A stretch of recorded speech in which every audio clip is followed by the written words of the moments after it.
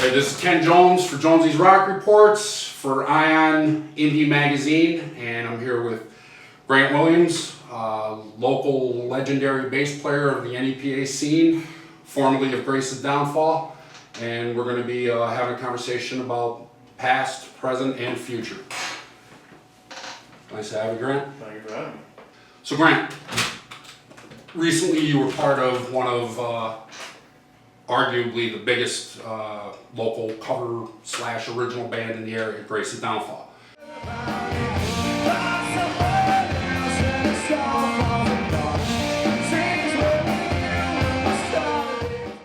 And that came to kind of an abrupt halt. And now, what are your plans for the future? I don't know, to be honest. It's like, I know I don't want to stay in Scranton, stay here. I want music to be my career, and I don't have an avenue to do that automatically after leaving Grace's. So this solo thing is, I can't take a break. Right. So while I'm on my own, while I'm searching for something new, I have to fill it with this. And just make something I'm proud of, make something I can really enjoy, make something different. Like, I've always had these ideas for music videos for song meaning songs, but I can't write lyrics, I can't sing. Right. So I have the opportunity to express something with my instrument and with a video, and it's refreshing to me, at least. So I hope others feel the same.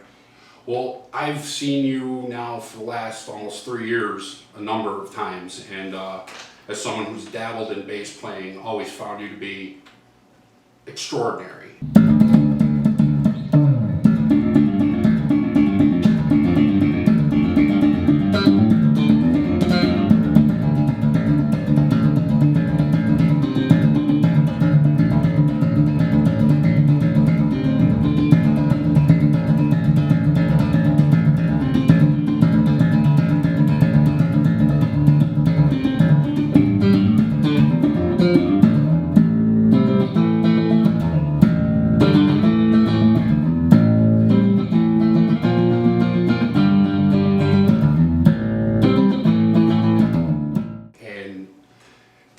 There's a fine line with your playing where it either motivates someone or makes them just never want to touch the bass again.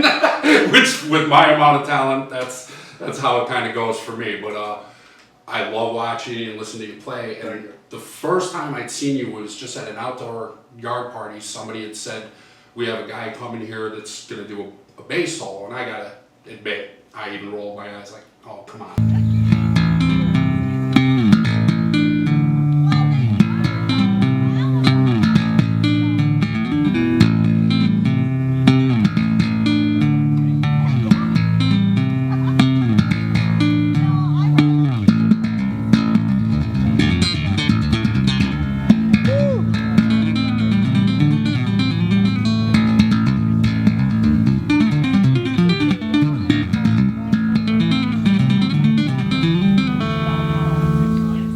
I actually think that helps me in a weird way. I remember when I won the NEPA scene thing, they asked what helped. That was one of my questions, what helped you win? And I think the fact that, hey, this guy's going to play bass. You're like, Yeah. He sure is, sweetie.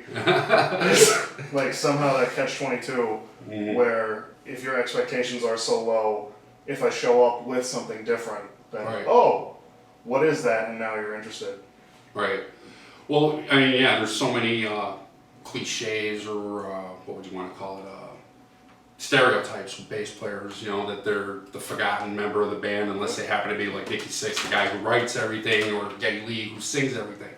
And they usually just stand in the shadows, but with your type of virtuosic playing, and you're definitely, you know, you stick out, you know. And when I first saw you at that party, within a minute, I was blown away. I was like, oh my God, look at this guy. And it's only gotten better since then.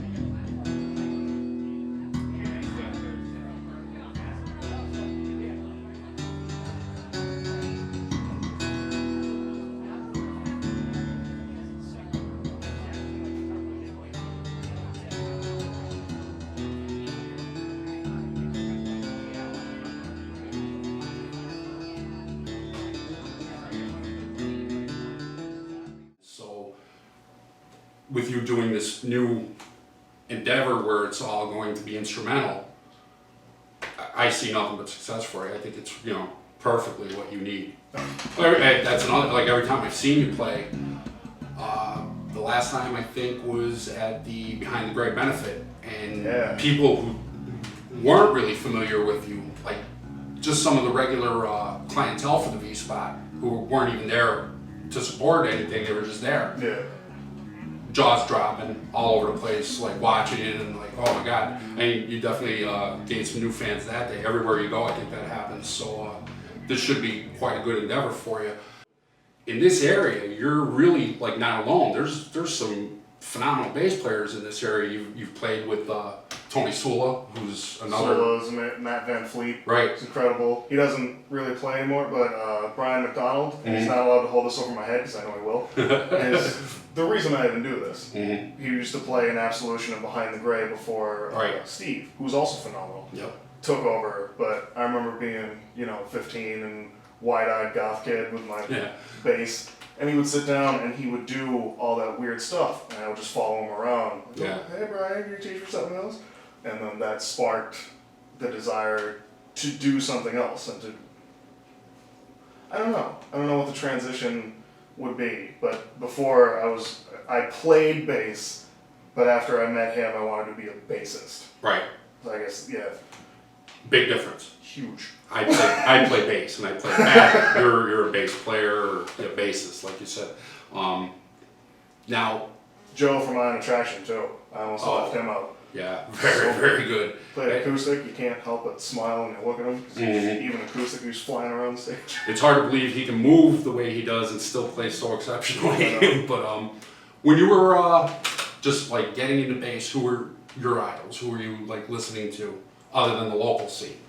When I first got into it, a big decision to go to bass was Fieldy of Korn. Right. I remember I heard Good God, where he just hammers on the B string. I want to do that. And then I started taking it seriously when I heard Dirk Lance, the Incubus bassist from Morning View Back, and Ryan Martin from Mudvayne. Those two really set it over again, same way Brian did. I want to be a bassist. Right. Yeah. Now, when I've heard your original pieces that you've composed, I hear a little bit of Justin Chancellor in there. Tool is huge. Tool was a huge influence, but I can't. Maybe Chancellor influences me more than I think so, but I've never listened to a Tool song for the bass line. Right. It's always such a complete package that I can't really separate anything from it. All right. How about Jocko? Not really familiar with Jocko. No? I keep hearing a lot of things. I've seen clips of him online, but I've never actually sat down and studied him or anything like that. Okay, Grant, so right now you're kind of in between projects, except for your own stuff that you're doing. You're also, from what I've seen on the Facebook page, a bass player for hire too, right? Yes, actually, the summer is filling up a lot with picnics and shows. Any bassist gets sick or have a wedding or anything. So, thankfully, I've wanted to stay off the stage very long. I joined a project called Umbriel with Erica Whittle, Anthony Shiny Montini, and Katie Kelly. Oh, yeah? Yeah, we're doing that. So it's just the idea of not being on stage makes me sick. I can't do it. So I have to, hey man, can you play? Yes. Yes, I can. That's good. Yeah, because you were definitely playing out a lot with Grace the Downfall, and geez, I can't remember a weekend that they didn't have something until...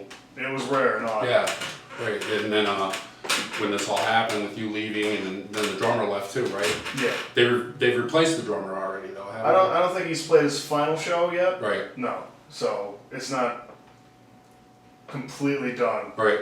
But he will be. It should be in the next month. Did Jamie play at your final show? Yes. I didn't get to go to that either. How did that come off? It was Patch. Was it? Yeah. Thirsties, right? Yeah. Yeah. And everything between you guys is good. You're all amicable and everything. Yeah. There's none of that like ex-girlfriend breakup nonsense where I should call but I don't. You just come back. There's none of that. Like I can't think of any band that I've left or they've kicked me out, for lack of a better word, where I don't where we don't all get along. Right. It's very rare that someone drops off and screw him. Mm. Very rare. No exception with Grace's. Now, along with Grace's downfall, you've been in a couple other relatively larger bands in the area with Cathedra. It was with Jen Johnson, right? Yeah. And you were also in a band with Shane Dupuy, and what was that? That was Reptilian Dream. Reptilian Dream. I've That's seen a so- video on YouTube That's from those way days. back. Yeah. So that's that wide-eyed goth kid Right. following Brian around. That was more metal, right? Very Yeah. In the future, along with what you're doing, what is your actual goal though? Like, you don't, I think you told me this at one of the last times we were together, that you can't really see yourself joining an established band and, oh, let us introduce our new bass player. You know, would you do that if you had to? Or? I would, but I wouldn't do it just for the fact that they are established. Mhm. That's all well and good. Hey, jump on. But you have to, with music, with art, you have to do it righteously. Right. Or you're gonna see right through you, and it's not gonna work. Mhm. So if a band that I respect and like and plays the type of music I want to play that I can enjoy, but they are already established, absolutely.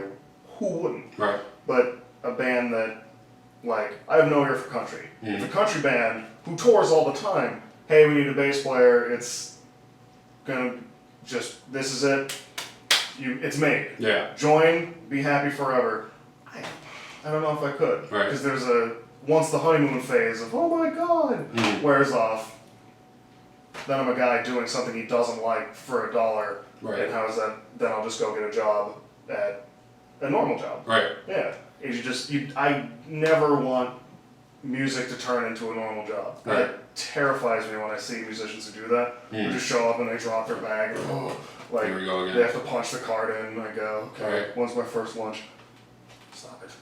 So like the idea of joining like a touring tribute band or something like I that. couldn't do it. No. Like, if I had to play someone's songs all night, they should be ours, mine. Right. So, I don't know. Okay, so with your YouTube channel now, you've got the 2 videos.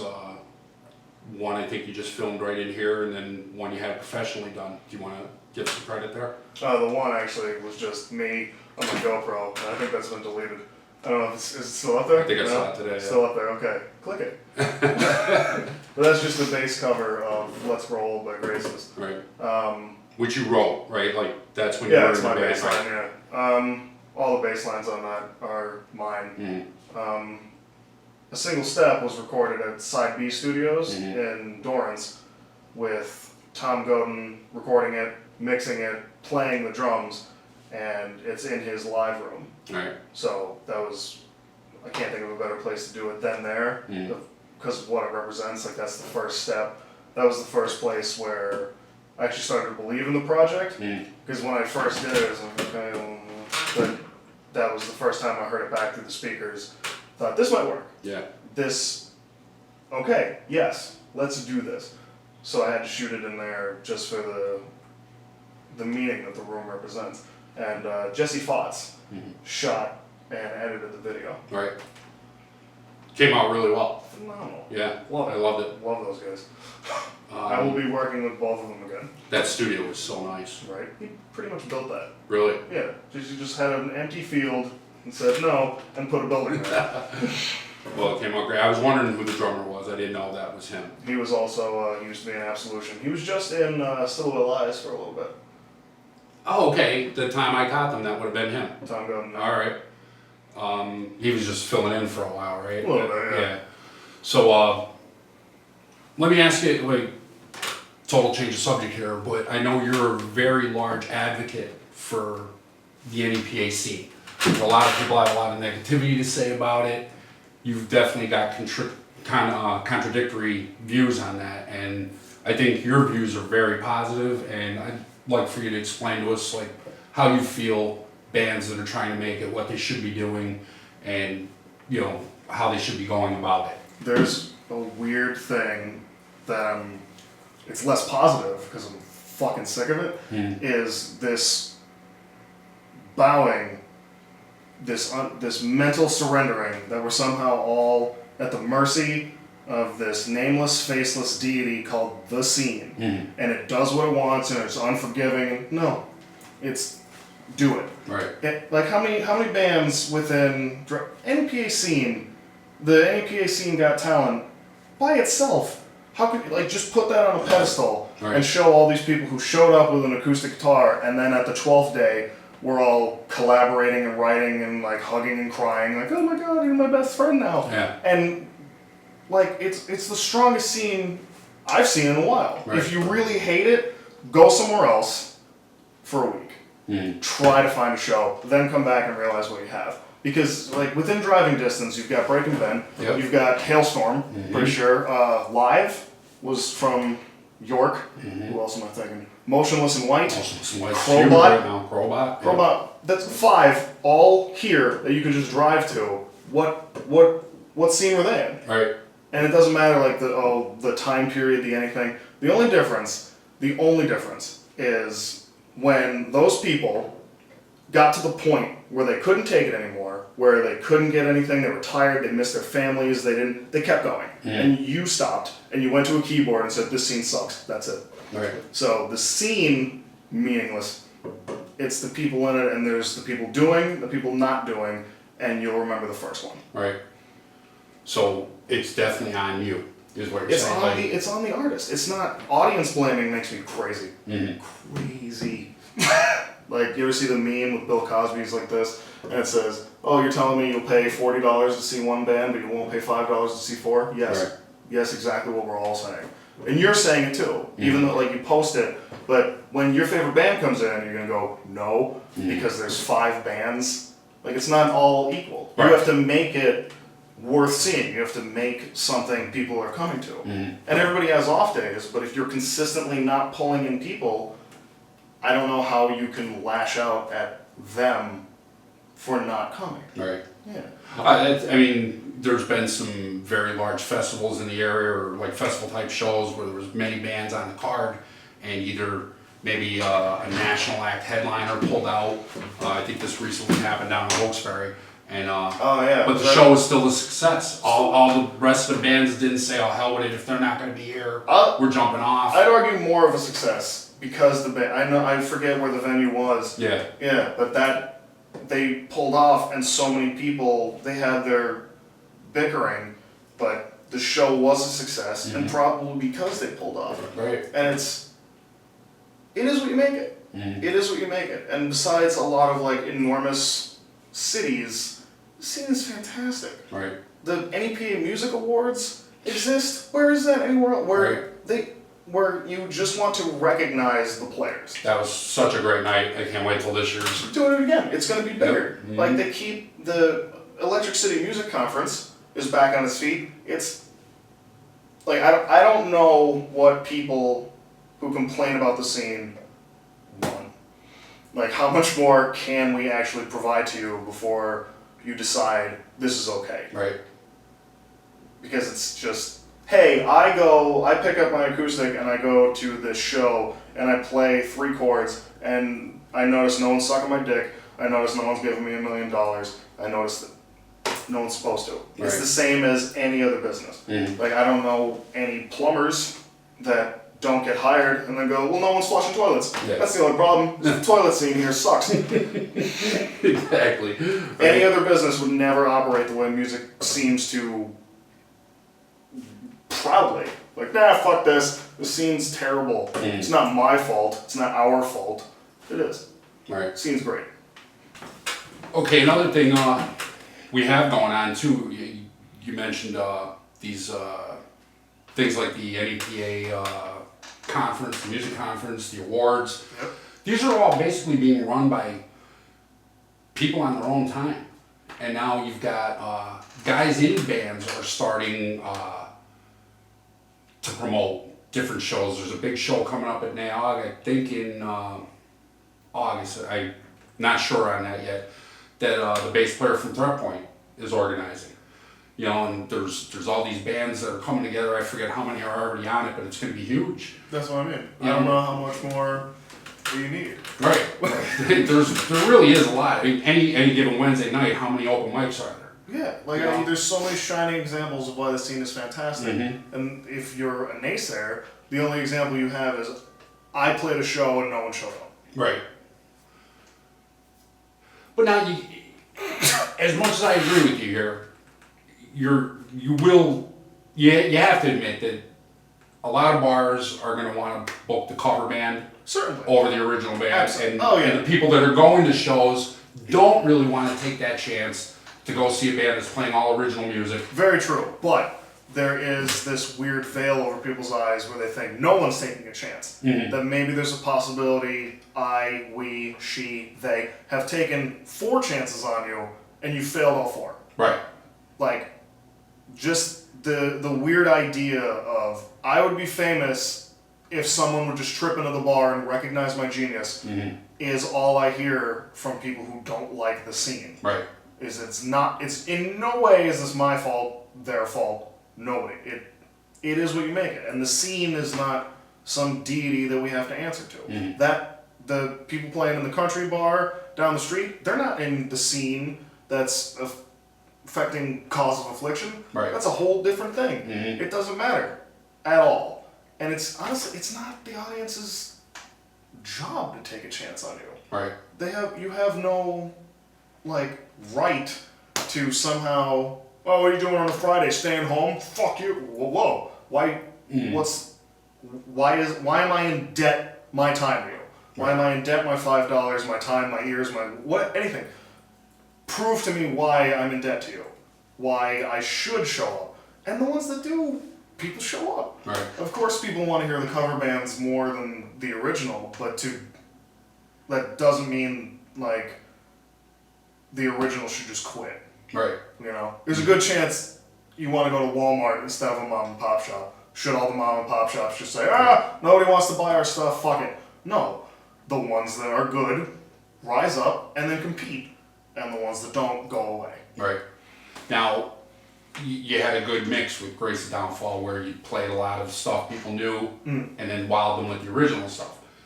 Is that something you plan on continuing doing? Because I know you just got done telling me if you were to do a full original set, you don't have a lot of time's worth of original music. Me right now, no, I've got 20 if I ramble. Right. So if you were to get a show based on who you are and your talent, and they want you to do an hour or something like that, would you throw a cover in and maybe have a singer or something like that? I don't know. As far as singers or other musicians, then it's just forming a band. Myself, if I did a cover, I think I have the ability to fall back on. I have to do it with just a bass or just bass and drums. So it's going to be weird and different, and it'll kind of become my own in the sense that I have to arrange it. But as far as other musicians, no, probably not. I don't see vocals ever entering this. So no, Grant and Friends kind of nights or anything like not. that? So you'd rather be up there with just the drums or whatever instruments you're using on a track and just you. All right. So that's what we're going to be looking forward to seeing. So far, I've only seen you with just the bass. Now the video has the drum track, so how many songs do you have now that have other instruments? Currently, it's all drums. I have another one with Tom Godin. I'm losing track because we're hitting 3. One's done. 2 more in the works with Chris Langan. He just joined London Force. Right. He was in Dashboard Mary for a while. Okay. So him and I are churning them out. So 3 with him and 2 with Tom Godin. Working on one with Mike Bonowitz from Behind the Gray too. Okay. That one's giving me some issues, but we'll get that out there. It's probably Bonowitz's fault. More Right? than likely, yeah. For those of you who've been watching Ion before, we did a huge video interview like this with Behind the Gray, and Mike Bonowitz is their drummer. He's adorable. Yes, he's so cute. Just want to punch him. But anyway, so we're gonna have you do a performance. Which song are you gonna do? Bloody Mary is the name of this one. This is the one I'm gonna try to shoot the video for next. So it's just bass. Right. So hopefully that'll be easier to shoot because we won't need a drummer, we don't anything like that. All right, we'll be right back with Grant doing Bloody Mary. Hope you guys enjoyed the interview. And we'll see you again another time. Thank you.